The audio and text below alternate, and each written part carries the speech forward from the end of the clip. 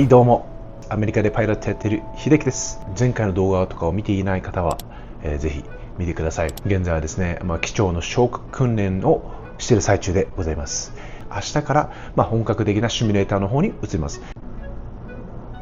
飛行機が飛んでおります。空港近くのホテルなんで、もう毎回朝から夜まで飛行機がずっと離陸してるのが見れるんですよね。はい、夜も騒がしい時は騒がしいです。それはさておいてですね、はい、今日からフルフライトシミュレーターに移りますね。こういうものですね、皆さん見たことあると思うんですけども、それがデンバーでシミュレーターをします。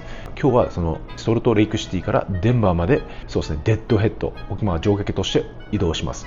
で、明日からそのマニューバーの訓練に入ります。マニューバーっていうのは、例えば離着陸とか横風とかゴーアラウンドとか、エンジンが片方壊れた時の離陸とか、エンジンが片方壊れてる状態で着陸とか、あとストールですね、飛行機を失速させたり、あとはそうですね、すごい体勢からのリカバリーをしたりとか、いろいろたくさんあるんで、合計で4日間あるんですね。4日間やって、5日目にテストがまたあります。今回はそれについての動画でございます。はいですね、あと30分後に出ないといけないので、ちょっとパッキングしていきたいと思います。これがですね、自分のあれです。食材っていうか、食料とか入ってるバッグです。合計で何日間から2週間近く住んでたんで、毎回外食だと厳しかったんで、もうここで軽く簡単にクッキングしてました。男飯なんで、そんな需要あるかなと思って、取りませんでしたが、とりあえずその食材をまずこの保冷バッグに移動させていきたいと思います。これゴミじゃないですよ。野菜でサラダです。家から生姜、本当に肉とかそういうものまで持ってきてます。アサリとかも持ってってましたね。あとサーモン、納豆もあります。調味料を持ってきたんです一応。これ醤油です。うわ、直帰し、マジ直帰し。一つ完成ですね。もうこちらの方もパッキングは終了しましたね。出てるのが分かると思うんですけど、パンパンに詰め込んだんですよね。ギリギリです。準備ができましたんで、向かっていきます。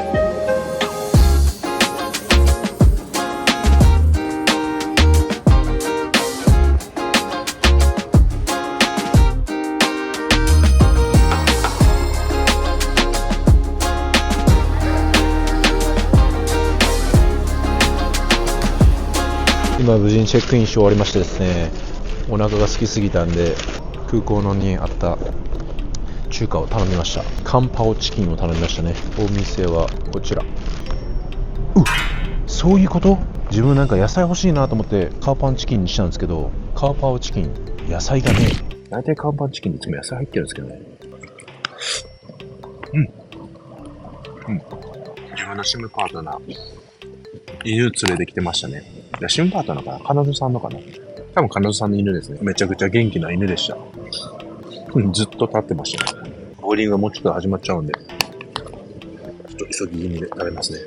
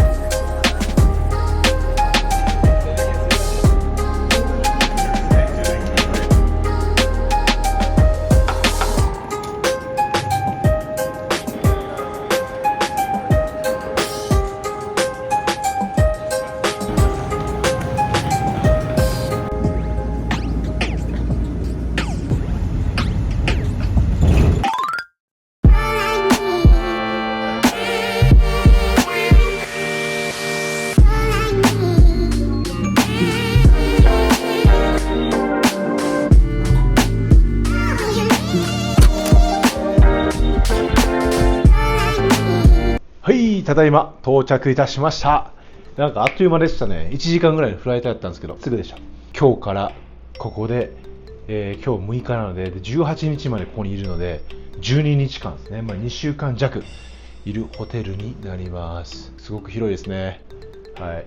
この鏡よくわからないんですけど、謎ですが。で、こちら側に行くとですね、電子レンジ、冷蔵庫、水、キッチンがないっすね。キッチンあると思ったのにキッチンがないっていう。はい、浴槽はこんな感じになっておりますね。綺麗ですね。はい、綺麗です、綺麗です。で、こちらが寝室となっております。隣の部屋とつながっているので、ロックはしておきたいと思います。テレビと、はい、アイロンはありますね、もちろん。そして、景色はですね、うわー、カンザスとかと似たような景色。平らなところですね。本当はあそこに見えないですけど、山があります。そんな感じですかね。なので、とりあえず荷物を、全部アンパッキングして着替えてバディと明日の、復習をしようということになっております。では。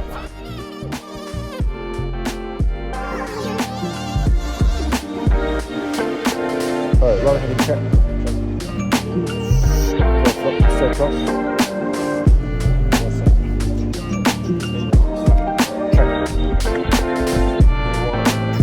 Rotate. So I've got it.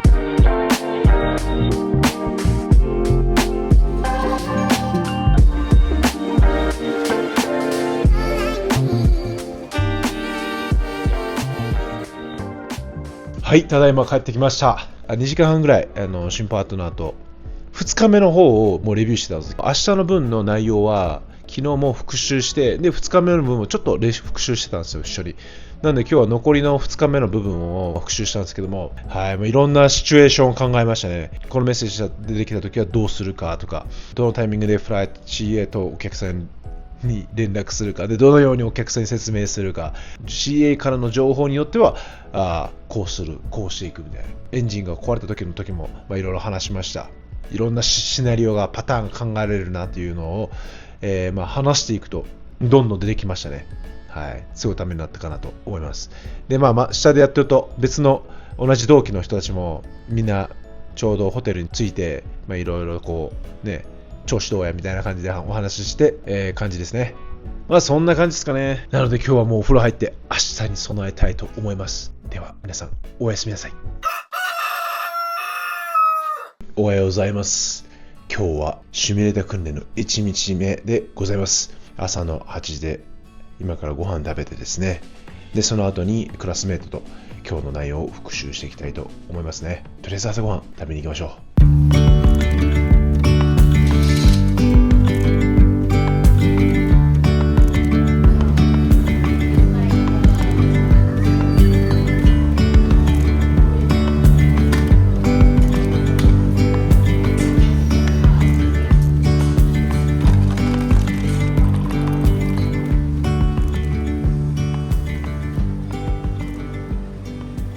朝ごはん美味しくいただきました。で、その後3人でですね、今日の、やる内容を復習して、練習して今から向かいます。シミュレーターに行くっていうのでちょっと楽しみがあります。テストは嫌ですけども、そのテストまでのシミュレーターはなんて表現したらいいかわからんけど、新しいおもちゃで遊ぶみたいな感じですね。では行っていきたいと思います。Let's go!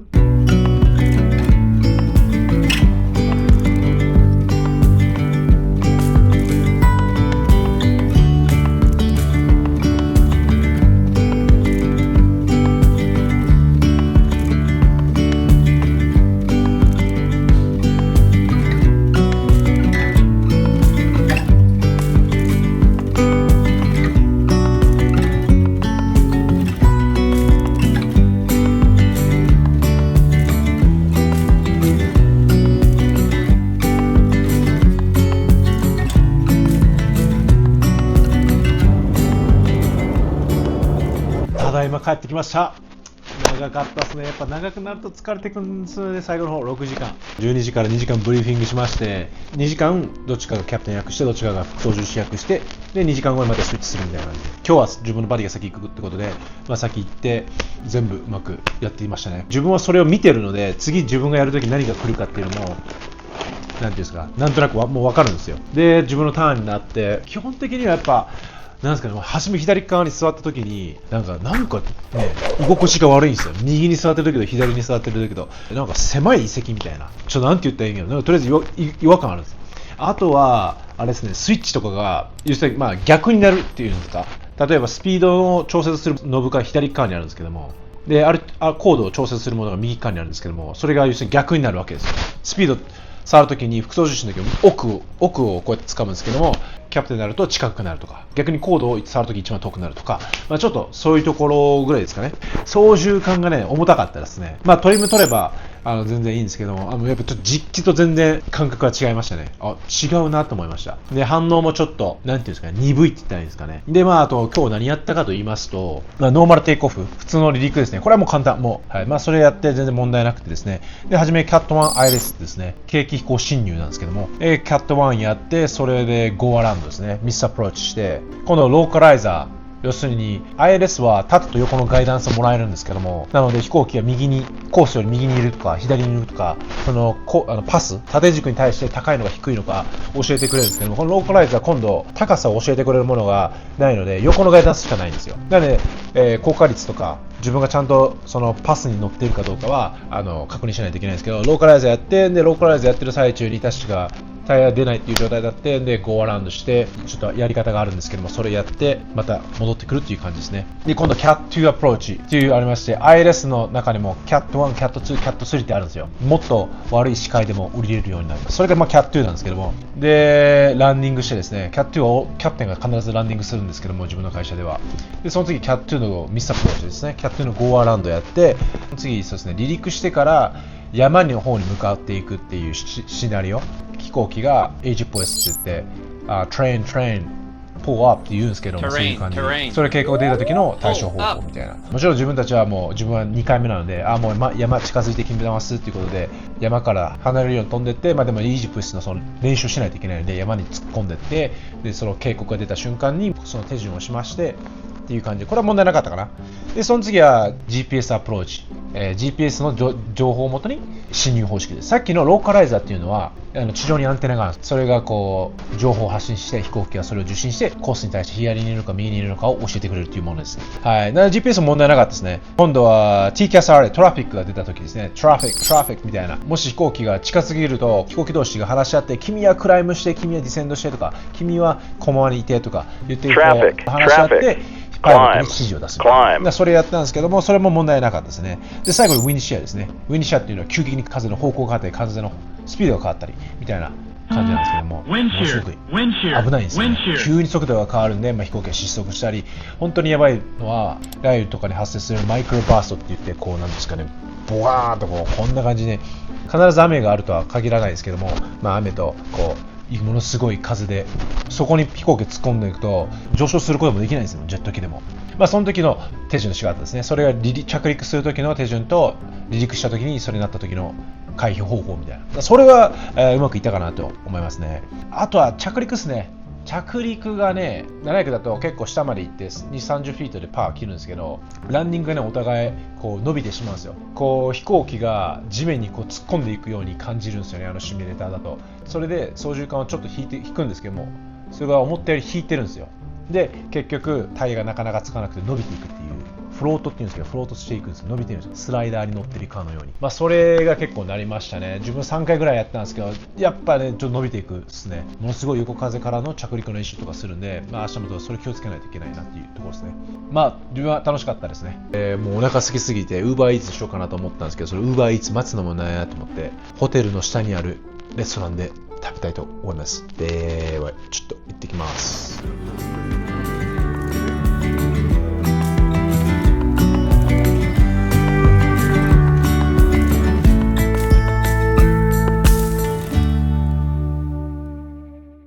おはようございます。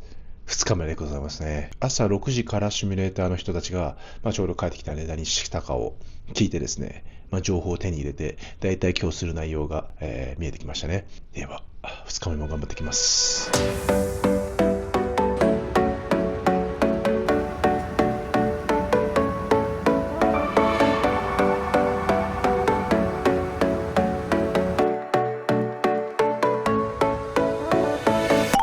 ただいま帰ってきました。やった内容としてはですね、クロスウィンドですね、横風の離陸と横風の着陸。離陸は結構簡単じゃないですけど、行くんですよね。で、やっぱ一番個人的に難しいと思うのは、多分他の人もそうだと思うんですけど、ランディングが難しいんですよね。横風の。シミュレーターっていうのもあるんですけども、やらなあかんことがもう1時間過ぎで終わったので、もうほぼ残りの1時間は練習したいものをいくらでもしていいみたいな感じで、なので自分もランディングめっちゃありましたね。横風30ノットで、やったんですけども、もう最後の方になったら結構コツをもう掴んできましたね。もうとりあえずコースに乗って、パスに乗って、50フィートでもうちょっと操縦感引くぐらいで気持ちいい。で、30でもパワーを切って、ペダルを踏まないといけないんですけど、ペダルを踏んで、そうするとウィングがこう上がったり下がったりするんで、操縦感を横に切ったり、横に切って、翼を平行にして着陸するっていう感じでしたね。全部こう自分のハードにつけていきました。もっとソフトの方がいいのかと思って聞いたんですけど、いやもうそれで十分みたいな、それがいいって、それじゃないとシミュレーターなんで、こうソフトにつけようとすると逆にこう伸びてしまったりとか、タイヤがなかなかつかなくてふらついたりするから、もうバーンとつけた方がいいっていうことで、自分もそれでやったんですけど、うまくいきましたね。あとあれですね、上空でエンジン油圧系統が3つあるんですけど、その1つが壊れまして、でその1つをチェックリストがあるんですけども、それをやったって感じですかね。あとホールディングですね。上空でホールディングする。今回ホールディングする理由としては、油圧系が壊れたので、ホールディング入って、そのチェックリストをやるっていう感じです。で、準備が決定的な空港に向かうって感じで、あと何時間ホールディングできるかとかの、計算の仕方とかですね。あとはですね、バウンスランディです。着陸した瞬間、もしくは着陸寸前でもうゴアランドって言われるやつで、これもそんなに全然難しくないです。で、他にあったら V1 カットですね。そう、飛行機は離陸する瞬間にエンジンが壊れるんですよ。なのでエンジンが壊れた瞬間に飛行機が右行ったり左行ったりするんですけど、それをペダルでまっすぐ走らせてから、機種を上げて離陸するっていう感じで、それのプロシージャー、それも結構うまくいきましたね。意外と体が覚えてたっていうか、自分去年やってるんで、離陸する時のエンジンが壊れた時の想定したやつも何回か練習して、で途中で離陸してから、上昇中にエンジンが壊れるのもやって、結構たくさん練習しましたね。バディもめっちゃ練習してました。でね、風も自分ずっと操縦マニュアルで操縦してたんで、実際の飛行機よりトリムを取っても重たいですよ、操縦桿が。だからちょっといい感じの筋トレになりました、左手が。はい、そんな感じで今日は終わりましたね。で、明日はストール系で、失速させる系で。今から時間があるんで、ちょっと洗濯物回して、で、昨日聞いた話によると、あれなんですよ。下で、レストランで毎日1杯だけお酒を飲めるということなので、それを飲みながらまた明日の準備をバーディーたちとしようかと思います。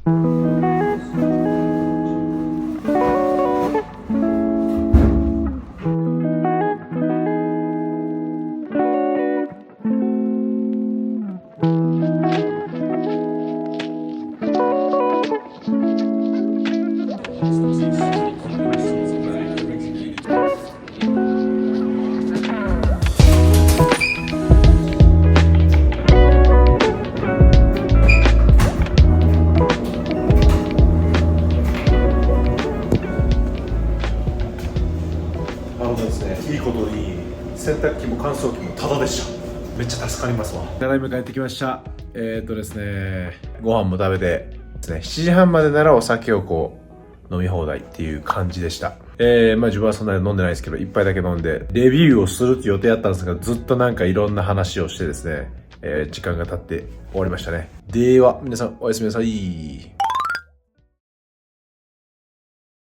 本日3日目でございます。みんなの話を聞いている感じだと、時間には余裕があるみたいなんで、プラスで練習できるかなと思いますね。今日も一日頑張って無事に終わることを願いますね。では行ってきます。ただいま帰ってきました。長かったですね。で、今日やった内容ですよね。まず場所はサンフランシスコなんですよ。もう滑走路がワンレフト、もう自分がいつも見慣れてる、いつも離陸してる滑走路で左側にターミナルも見えて、いつもいるとこやんみたいな感じになってですね。で、初めはですね、マニュアルで、別にオートパイロットなしで、デパーチャーして離陸してって、マニュアルで操作するっていうものですね。で、こういうの離陸してから、わざと、パワーを切ってですね、飛行機を失速する状態に持ってって、失速の初めのインディケーション、要するに初めの警告でリカバリーするというものでしたね。で、それやって、飛行機失速したので、まずノーズを落とすんですよ。思いっきり押しすぎちゃうと、こう無重力体験になっちゃうんですよ。で、そうしちゃうとみんなお客さん、わーって浮いちゃうんで、それは良くないので、気持ちから軽くなるぐらい。自分たち普通 1G で飛んでるんですけど、1G。そのストールからリカバリーするときは、約 0.5G が欲しいんですよ。0.5G にすればちょうどね、この失速している翼が、こううまくね、またリカバリーして、また飛び始めるんですよ。で、逆に、今度ポジティブの方ですね。ポジティブの 2G までがいいんですよ。でそれをこう何度か練習して、これぐらいの感覚っていうのを掴む練習をしましたね。今度は上まで行ってですね、37,000フィート、一瞬で37,000フィートまでタイムスリップしまして、でそこでまた同じように、どれぐらいの感覚で 2G か、どれくらいの感覚で 0.5G かっていうのを確かめます。で、やっぱ上空と下では全然この感覚が違うんですよ。低い高度と同じようにやってしまうと、すぐ簡単に 2G とか、もしくは 0.5G 超えてしまうので、もっとジェントルに扱わないといけないですよね。で、上空でまた失速です。で、上空で行くとですね、もうパワー出しても全然スピード出ないですよ。リカバリーできないですよ。なんでかというと上空ってもう空気が薄すぎるんで、もう上空で失速したら、パワーじゃなくて飛行機をもうダイブして失速からリカバリーするんですよね。何千フィートも使わないと飛行機はリカバリーできないんですよ。飛行機の出力じゃ全然足らないんですね。上空でリカバリー段階して、ニュージュラアティテュードと言いまして、飛行機はものすごい変な状態。もう右斜め上を見ても、もうめっちゃ飛行機の角度もこんな状態。もしくはこんな状態。もしくは下向いても90度以上とかもこんな感じ。もうほぼひっくり返ってる状態。そこからリカバリーする方法をやりましたね。空港の侵入してる時とか、もう滑走路目の前のところでそこからまたリカバリーみたいな、いうのは練習しました。例えば、シナリオとしては前に747がいて、747から出てくるウェイクタービナスってあるんで、もう難しいけど、とりあえずなんかね、乱気流を作ってるんですよ。でっかい飛行機の後ろって。で、その乱気流に巻き込まれたっていう体でも飛行機一瞬で、普通に飛んでたのが一瞬でこう、パーンみたいな。で、おーっとだって、そこからリカバリーするみたいな。楽しかったですね。あと何やったかな。そうですね。あともう一つはですね、イマージェンシーディセンド。unreliable airspeed もしました。エアフランスの事故からなんですけど、エアフランスの、計器、要するに、ね、速度計を測るものが全部、凍ってしまったんですよ。なので、速度がちゃんと測れない状態なんです。キャプテンとコパイロットの両方が、速度がちゃんと示してない状況で、かつそれ確かない夜中で真っ暗で、しかも雲の中ということで、それでですね、パイロットがその状態になって速度上がってんだみたいな、下がってんだ。で、それでパイロットがそれで失速させてしまった事故があるんですけども、それをシミュレーションした状態で同じように途中でですね、速度が本来降下すれば速度は上がっていくはずなんですけど、速度が落ちていくんです、自分の。で、副操縦者の方を見ても速度が止まってる状態なんです。あれおかしいねって。3つ目もあるんですけど、で、3つ目もダメっていう状態です。もう3つ目なんかもっと落ちてて、で、そういう状況を想定してる場合の、シナリオだったんですけど、そういう時の手順があるんですよね。全部の使える計器だけ見て、何が正しい情報かって。で、それをやりました。で、そこから緊急降下をしたんです。飛行機の気圧のシステムがおかしくなって、機内の気圧がものすごくバーンと高くなってしまってですね、自分たちその37,000フィートとかだともう本当に一瞬です。どんだけ急減圧するかによっても変わるんですけども、下手したらもう10秒とかしかないですよ。その以内にマスク、酸素をつけないと、もう人はもう低酸素症になって機能を全然しなくなるんですね。で、その想定をしてオキシマスクつけてプシュっていう感じで、もう一瞬ダースベイダーのって感じでプシュってやって、でそこから2人でこう降下していって、近くのサンフランシスコまでもうまっすぐ入っていくっていうものでしたね。はい、ちょっと長く話しましたけども、本当にね、もう2時間をキュッと話したって感じです。あと明日が一番ちょっと大変そうなんです。明日忙しいんですよ。もうスケジュールがバンバンなんです。なんでもう一発で全部、成功させないとちょっとリピートができないですよね。今日なんか余裕があるんで間違えても何回もリピートできるんですけど、なんでそんなスケジュールの差が量を調節してくれたらいいのになと思うんですけど、仕方ないですね。で、今日はまた今からバディとご飯食べながら明日の準備してやっていくと思います。はい。では皆さんまた明日。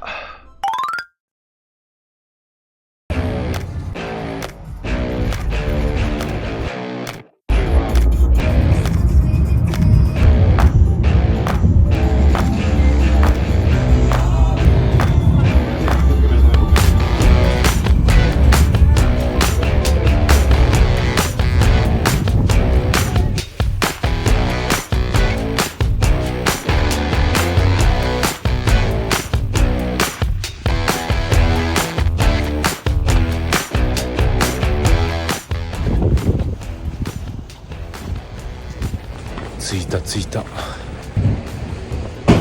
すげえ、全部あった。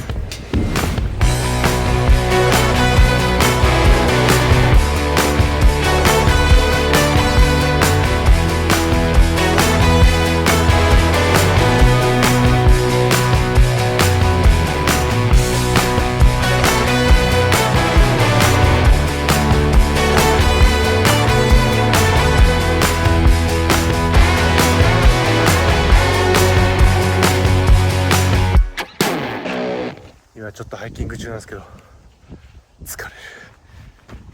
でも景色はめっちゃいいです。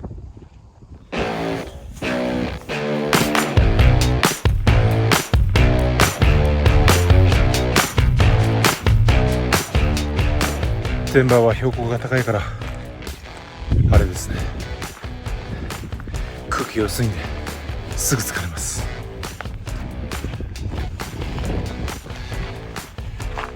ここが頂上でした。結構短かったですね。10分ぐらいだったんですけど、やっぱ最近はもうずっとシミュレーターの訓練で、ずっと座ってばっかだったんで、なかなかいい運動になりました。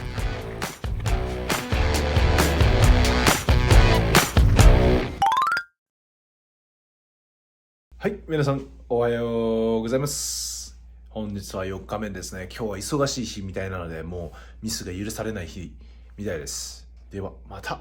6 hours later.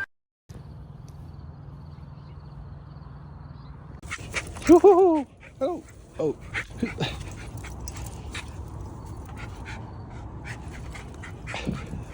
Yeah, it's pretty cool. Sit. Oh. Hey, sit. Sit. Sit. Down. Woo. What's up?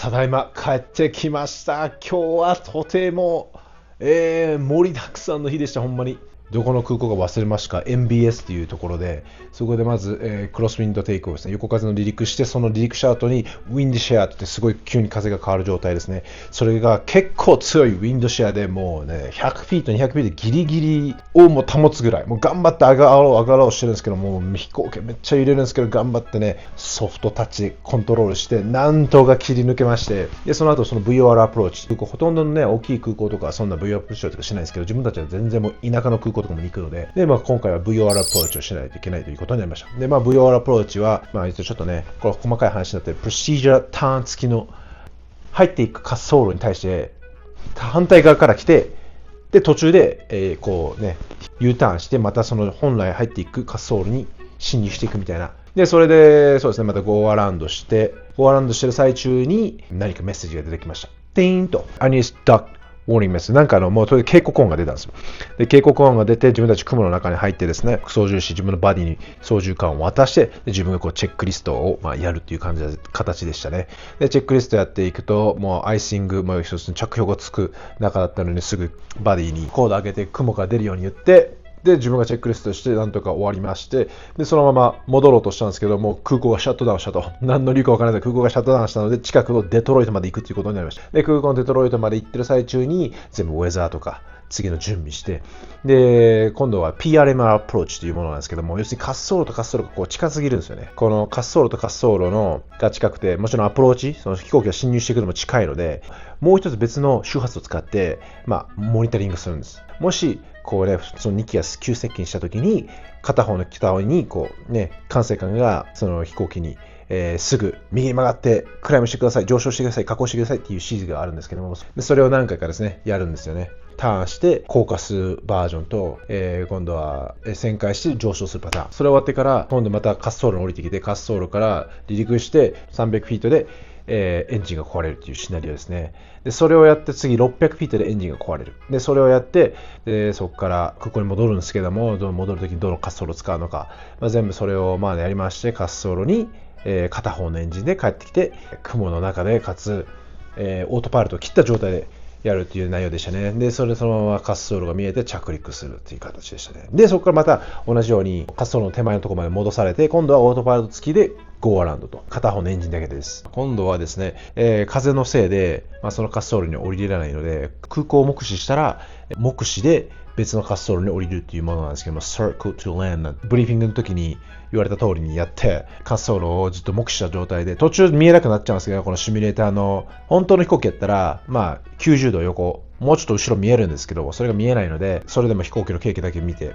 降りる滑走路に進入していって、で、オートパイロット切ってマニュアルで下ろしていくんですけども、で、そのマニュアルで下ろしてる最中に貨物の火災、滑走路が目の前なので、もうそのコンティニューですね、滑走路で止まりますと。着陸して飛行機を止めてですね、パーキングブレーキセットして、まあ、パッセンジャーにアナウンスして、This is Captain remain seated with your seatbelt fastened。で、そのままフライトテンダーに連絡して、今どういう状況か、貨物に火災が発生しているの、警告あるんだけどどうだってことで、キャビンがもうものすごい煙で覆われてますみたいな感じで、今からもう出なあかんみたいな、緊急脱出のチェックリストして終わりって感じでしたね。はい。まあ、この時教官が全部の役をするんですけど、まあ、何よりこういっぱいね、メッセージ出たんで、そのメッセージが出た時の対処法、いろいろとやることがありまして、それでまあ結構時間かかって、自分ギリギリでしたね。もう2分前に終わりました。今度次バディが行きまして、もうバディともうね、もうなるべくブリーフィングを短くして、なるべく飛行機をちょっとでも早めに飛ばして、助け合いながら、時間を節約していこうと、どんどん次の準備っていう感じで、それでまあバディもうまく終わりまして、でバディで10分前に終わりましたね。それでも今日が一番盛りだくさん、もう盛り盛りの盛り盛りでした。今日はまあなんとか無事に終わったので、明日が、テストですね。で明日がそのマニューバーのテストが終われば、もうこういう、エンジンの故障とかのものは終わります。なのであともう一日頑張っていきたいと思います。はい、ですね、まあそんな感じでした。あともうお腹が過ぎすぎたんで、また Uber Eats しました。今回はまた自分の大好きな韓国料理を頼みました。あとまだ2、30分かかるんで、ちょっと待ちたいと思います。ただいま届きました。うわ、うまそう。じゃあビビンダバでございます。スプーンないやないかーい。はい、皆さん、これがまたよくあるアメリカあるあるでございます。スプーンはないという。うわ、辛そうこのソース。こういうのがあるんでね。なんで自分はいつも緊急用に持ってきています。スプーン。ではいただきたいと思いますが、ちょっとあまりにも冷たすぎません？ちょっとチンさせていただきたいと思います。うまい。胡椒効いとる。でタレも程よい辛さ。コチュジャンかな？コチュジャンにちょっと出汁が入ってる感じがしますね。なんか、このスクランブルエッグあるんですけど、あと、その玉ねぎとかも一つ一つにちゃんと味付けされてますね。もう外食しかしてない。でもこのホテルが作ることもできないです。なので、もう外食するしかないですね。まだあと、完全に終わるまで1週間ありますね。8人集まるときました。あと12分。なのでちょっと食べてまた、バディと練習したいと思います。また明日ですね。皆さんまた明日動画回します。今日の天気はちょっと天気は微妙いですね。天気は高い雲がありますが、こんな感じです。今日が最後の日でテストして終わりですね。先ほどですね、2時間ほど朝朝食食べてバディと一通り全部復習してチェアフライングって言ってですね、2人でこうね、席に座ってシミュレーションして練習をしました。チェアフライングという椅子に座ってフライングするということでチェアフライングと言うんですけども、本日も頑張っていきたいと思います。では行ってきます。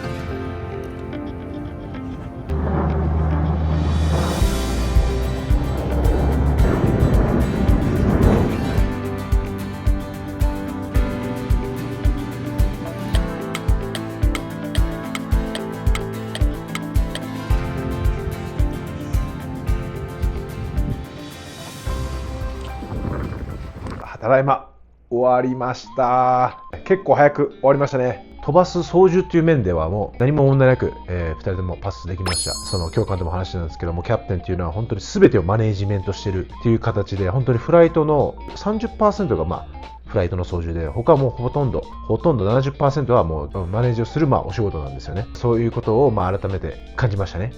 大切なやっぱコミュニケーションですね。コミュニケーションは大事やなと本当につくづく思いますね。もう昔からコミュニケーション大事っていうのはね、皆さんも分かると思うんですけども、どの仕事でもやっぱコミュニケーション大事ですね。この言葉を交わすだけで、しっかりね、やっぱり明確にしないといけないですし、でその聞き方によってはこうね、情報をいかに集めるのが大事になってくるんです。それによってこうね、決断とかディシジョンとかやることが全て変わってくるので、やっぱ大事さがありますね。今日勉強になりました。今度はロフトって言って、ポイント A からポイント B までをシミュレーションして、出発地から目的地まで、そのいろんな問題が起きて、その問題が起きた時にこうどういうふうに対処するか、どういうふうに情報を集めて、どうやってチームでこううまくちゃんと安全に飛行機を運航するかというところですね。でも動画はね、ここで終わりたいと思います。もう多分この4日間で5日間がもう尺はめちゃくちゃ長くなってるんで、もしかしたら結構端折ってるかもしれないです。動画が良ければ高評価とチャンネル登録よろしくお願いします。ではまた次の動画で会いましょう。See ya! It's empty. Get a full of what?